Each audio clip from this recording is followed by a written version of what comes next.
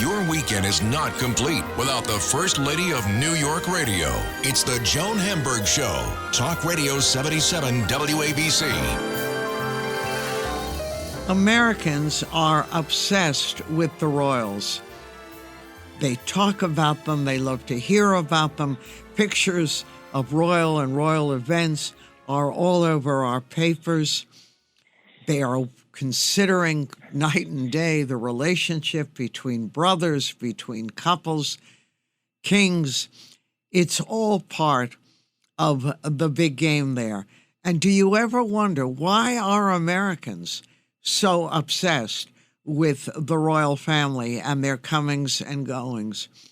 The picture of Kate Middleton has been seen, I can't even tell you how many times, and sitting on a bench looking perfectly healthy and prim and proper, and then the conversations begin. Did you see her? What'd you think? How did she look? I want you to meet, if you haven't already, because you've seen him on all the major channels all over the world from CNN on, Richard Fitzwilliams. He is a commentator. If you read his bio, you think this man probably has one of the most interesting jobs anywhere. He gets to talk to people who change the world on a daily basis. So the world is still changing all around us, Richard, and the obsession with the royals is stronger than ever. You hear it. If you're on public transportation in New York, you hear people taking bets and odds about the brothers and what's going on and about Princess Kate. Does it surprise you that Americans are so into this? I think the whole world, or a very large amount of it, is similarly fascinated. No, it doesn't surprise me because here, being interested in the royal family, it's fascinating to know that although there are 44 countries, I think that's accurate, which still have a monarch as their head, and 14 of them are King Charles's realms, the facts simply are that more people are interested by far in the British royal family than any other. There's nothing that even begins to compare with it. And from that point of view, I think when things are going well, and we saw this in the reign of the late Queen Elizabeth, much of it, not in the 1990s, not in recent years, but that is excellent. When things are going badly, it's worldwide news. Right. And today, our local papers are quoting the King's butler, Grant Harold, talking about his voicing the opinion that a reconciliation between the royal brothers is very possible. And that's what we have as headlines today. It's also a controversial topic. It is indeed, I would agree, possible. On the other hand, of course, as you know, the royal split is very deep, and also they reportedly haven't spoken in months.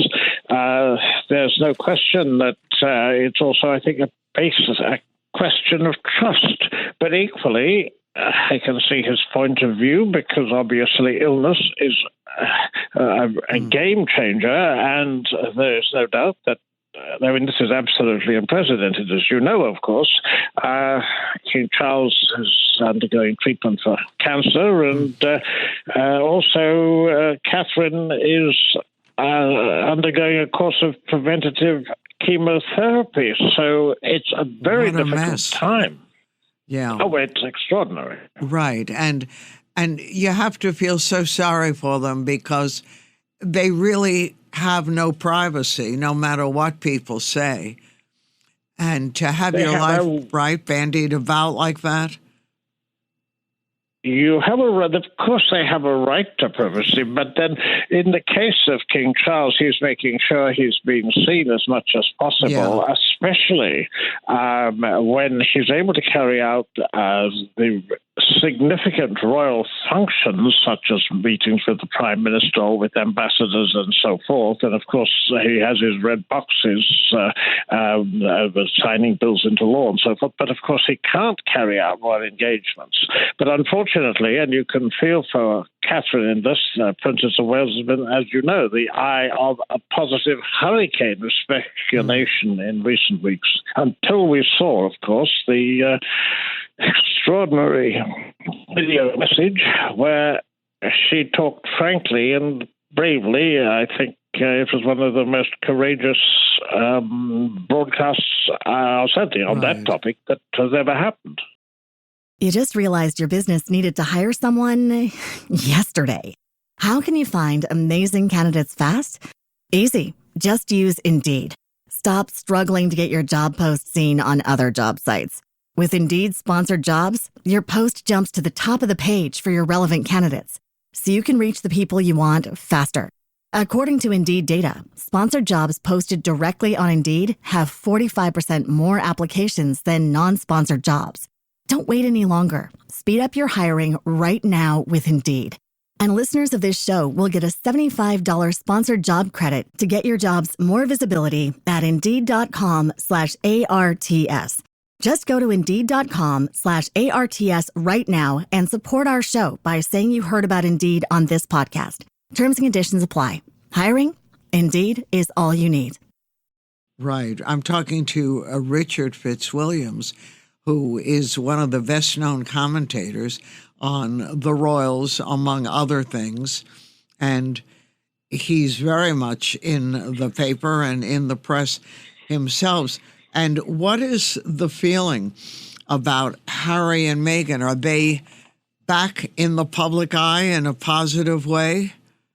Well, I think that as far as Britain's concerned, it's very, very negative and has been for a long time. But the impression I've had is that Harry and Meghan haven't greatly cared. Their interest has been the United States and the wider world, not Britain, because several years of attacks on Oprah, with the Oprah was particularly damaging. It's cost the royals a lot of support, especially in the 18 to 24-year-olds, and also to some extent in the Commonwealth. So their popularity is at a very, very low ebb in Britain, but it has been for some time. What is rather significant is, of course, that in the polls in the United States, it has been far lower than it was, and also there's little doubt that Catherine and William poll well. Yeah, but so many of the younger royals or involved in all this don't seem interested in playing a professional role. Well, unfortunately, this is of all the royals which undergo royal engagements and royal engagements, what you have is only 4 of them are under 70. The younger, there are not very many.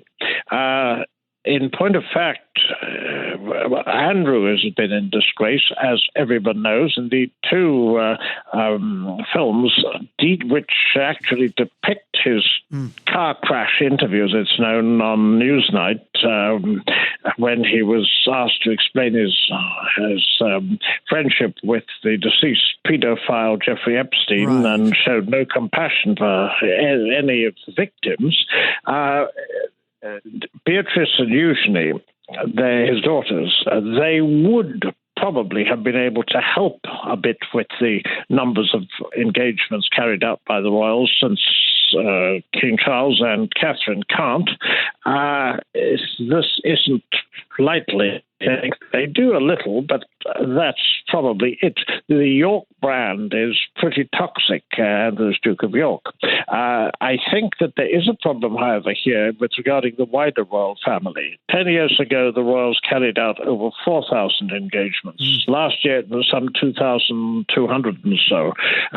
If you're looking to the future, that's going to go down a good deal because, of course, one of the problems with illness is that you can't plan.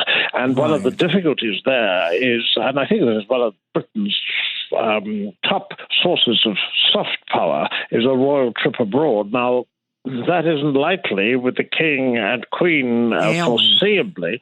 Mm-hmm. That's the problem. And also, of course, it's hardly likely with William and Catherine, at least foreseeably either. I mean, in October, you've got the Commonwealth Heads of Government meeting in Samoa, and that was likely to have been followed by a trip to Australia and New Zealand, which are still realms. Australia, as you remember, in 1999, voted to reject a republic. But we'll see what happens. He'll certainly be represented, definitely, I would have thought, by Prince William and hopefully Catherine. But that will depend, of course, on medical advice. It's very difficult to plan. Right. And she's no longer obviously in hiding, or it seems to be dealing with the public in a very positive way. But we only know what, printed on the front pages. The front pages were, it was far from edifying. From the New York Times downward, there was enormous speculation, right, partly because she hadn't been seen for some 2.5 months. And, of course, there was an unfortunate episode where Prince William had to pull out of King Constantine, his godfather's memorial service. We now understand the reason was that he learned of a cancer diagnosis at that time. And then there was Mothering Sunday. There was a photograph which he took, which he edited, and that was unfortunate because it was rejected by newspaper agencies. But all of this led to all the speculation.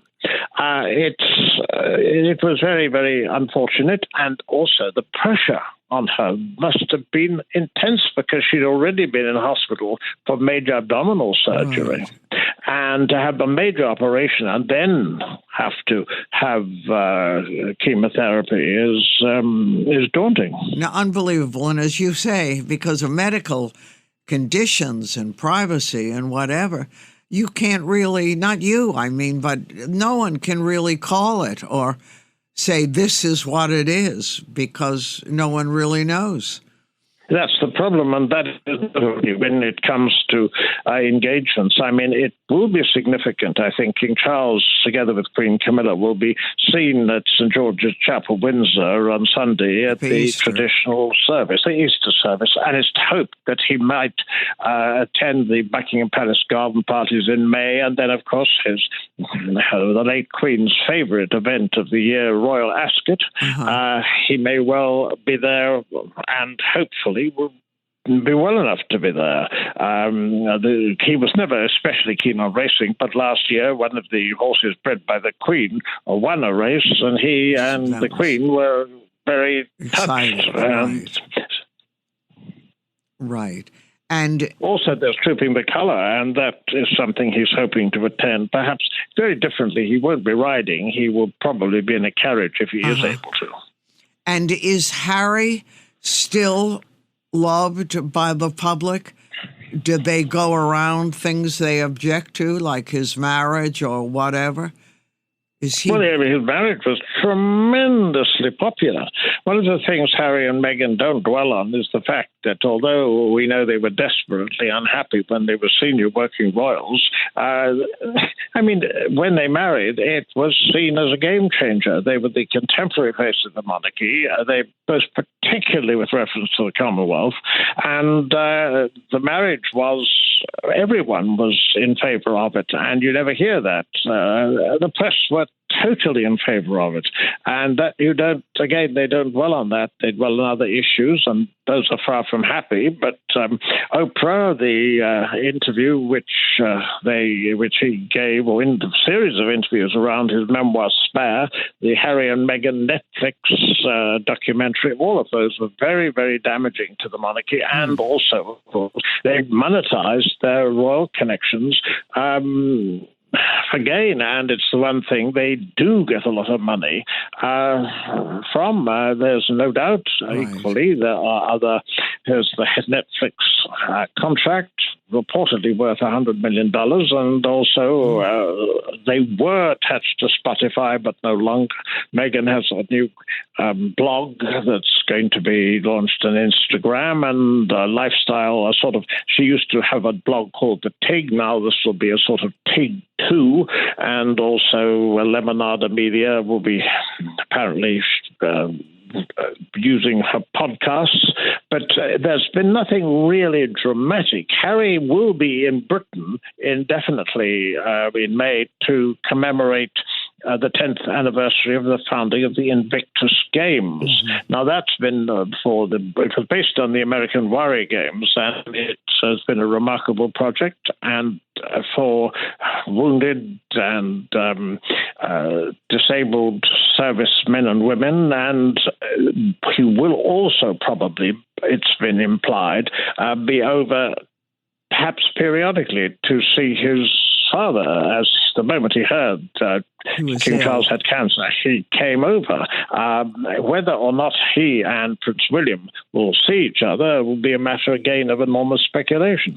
But if you had to call it, Richard, and look in your crystal ball, all things are possible. What do you think? Will they take advantage of this time and try to pull it together? I hope so, but I think if they do, I think if it's successful, this will be privately handled. Uh-huh. I think that what we know and what we're told and what spokespeople say on their behalf, all of this is one side of it. There's serious illness, 2 senior members of the royal family, and hopefully they might pull it together, but I think, again, it will be what's done away from the press, away from the cameras, and I think it will take weeks and months. I think it will take time because it is a very deep rift, and William feels very badly betrayed. And also, of course, Harry has been critical of Catherine and also the Queen Camilla, so they were evicted from Frogmore Cottage, which was their base in Britain. Right. There is just so much going on that you don't know where to begin. And but that is the problem, although it doesn't stop everyone speculating, as you pointed out earlier. Right. But Harry and Meghan becoming senior royals, as they were called, does not seem likely again, or will they fit their place in? That won't happen. I don't see any chance of any sort of return. I mean, firstly, they haven't got any patronages. And secondly, it would make it all, I think, a bit of a circus. They were unhappy. They left. They've settled in Montecito. And again, if they were in some hypothetical situation to resume royal duties, I mean, again, it will all be about them and not about the charities, and it would overshadow what some of the other royals are doing, because their relationship with the media is it's very, very close. Yeah, the problem is the British press, and Harry has, of course, court cases pending against what he believes are excesses. He won against the Mirror Group newspapers, and there's no doubt that there was gross press excess, certainly in the past. The problem is also that there's a feud that's developed between the Sussexes and the press now, and that again would be very unhelpful in the situation that we are considering, which is purely hypothetical, of course. Right, but when you look back, I'm talking to Richard Fitzwilliams, who is someone you know. See him quite often on television, hear him on radio. He's one of the top royal commentators, among other things. And it almost seems unprecedented, all this illness and serious illness among not just one person, but several members of the royal family. It's almost mind-boggling. I'm sure even in all your experiences covering royals all over the world, that this is unprecedented. Yes, you're absolutely right. And of course, also the fact that they're being comparatively open. We don't know details of cancer that King Charles has, or indeed the cancer that Princess is undergoing preventative chemotherapy for. However, if one looks back at the history of royals and illness, I mean, in the 1930s, it was, well, quite literally George V. His actual death was, he was given a morphine injection by Lord Dawson of Penn, his doctor, so that it would reach the Times in the next morning and not the evening papers. Right. That is an actual bizarre fact. In 1952, when the Queen's father, George VI, died, he had lung cancer, but he was never told, much less the public. And sometimes when the Queen, certainly in 2021, when she was in hospital, it wasn't announced, and the Duke of Edinburgh was hospitalized on occasion, and we didn't know. The royals have traditionally been as quiet as they possibly can. The other reason is, of course, that the newspaper, various reporters, huge numbers can gather outside hospitals when it's known that things are wrong. So that is the line they took under the late Queen. Of course, this was, or tended to be, the royals tended to play down. It was a question also, the Queen has often said, of I must be seen to be believed. That, unfortunately, with King Charles, I mean, he's a workaholic and desperately frustrated because, of course, this is holding up him handling or various affairs, doing what he would wish to do. I mean, we knew that William and Catherine were likely to have gone to Italy or planned to go to Italy, and also King Charles and Queen Camilla, Canada, and certainly the Antipodes, with, as I mentioned, the Commonwealth heads of government towards the end of the year, because there was, well, in fact, the Waleses, William and Catherine, hadn't been abroad as a team since a couple of years ago, a trip to the Caribbean. So this was definitely on the cards that they were going to do far more this year. Yeah, well, we'll all keep fingers crossed and hope the best for them. A shock to everyone. And I thank you so much for giving us your time. I look forward to talking to you again. Take care. It's a very great pleasure. Okay, thank you, Richard. Richard Fitzwilliams. I'm Joan Hamburg, and you're listening to WABC. More ahead.